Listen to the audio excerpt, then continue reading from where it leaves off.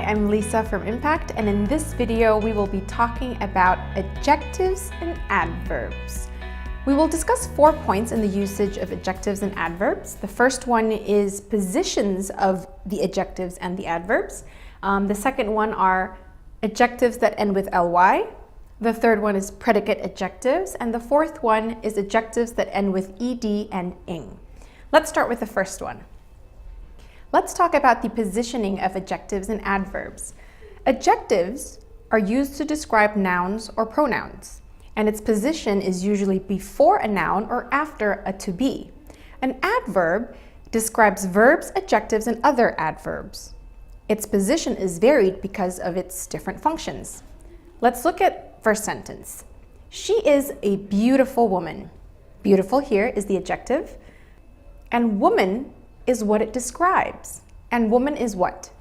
A noun, exactly. And that is why it is positioned before the word woman.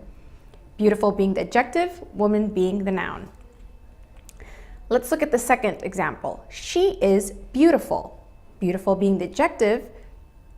Where is it positioned? It's positioned after is, a to be. Why is it positioned after that to be? What is it describing? It is describing the pronoun she. So she is the pronoun, is the verb, and then beautiful is the adjective. Let's look at adverbs. She sings beautifully. Beautifully here is the adverb. What does beautifully here describe? She sings beautifully. It describes the word sings. Sings is a verb, exactly. And so if it's describing a verb, it comes after the verb.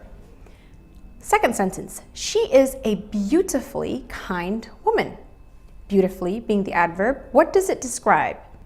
The word kind, and kind is an adjective. The position of the adverb is before the word kind. Let's look at the third example. She is a truly beautifully kind woman. How many adverbs do you see in that sentence? 2, truly and beautifully.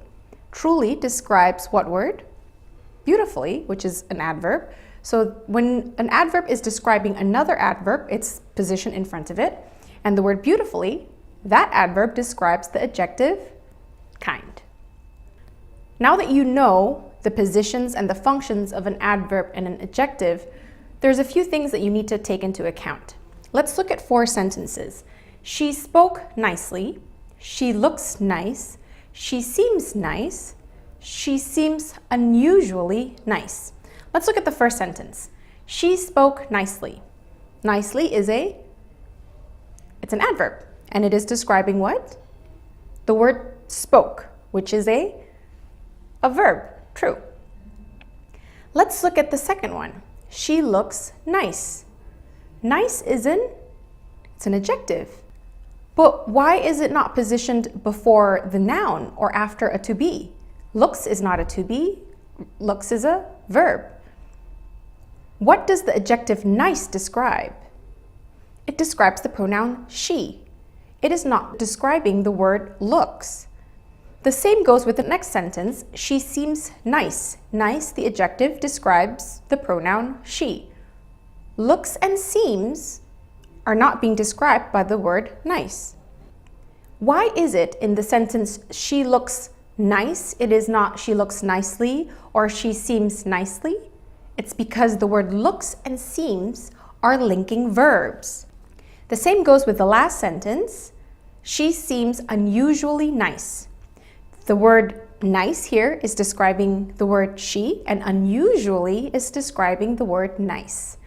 So with the linking words seem and looks, they need to be followed by an adjective, not an adverb. Although it comes after a verb, but because the verbs are linking verbs, it needs to be followed by an adjective.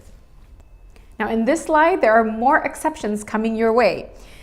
You know how adverbs usually end with the ending ly?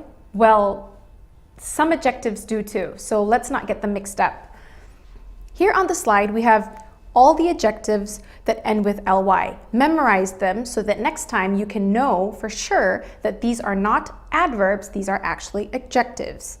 Let's look at the sentence here. I just finished my weekly report. Weakly here is what? Is it an adjective or is it an adverb? Weakly here is an adjective. Memorize those adjectives that end with an ly so that you know that weakly here is an adjective. What does the word weakly here describe? It describes a noun. What noun? Report. That's why it's positioned before the word report. Now that you have memorized all adjectives that end with an ly, I need you to memorize more things. Predicate adjectives like the word alike, alive, alone, afraid, asleep, they are positioned after linking verbs. Do you still remember what linking verbs are? It's the word seems and looks. Those are linking verbs. They cannot be positioned directly in front of a noun. Let's look at some sentences. The first sentence, the snake seemed alive. Alive is a predicate adjective. It comes after what word? Seemed, which is a linking verb. Let's look at the second sentence. The snake was alive. Alive here being a predicate adjective. Where does it come after? The word was, which is also a linking verb. Now let's look at the third sentence. I saw the alive snake.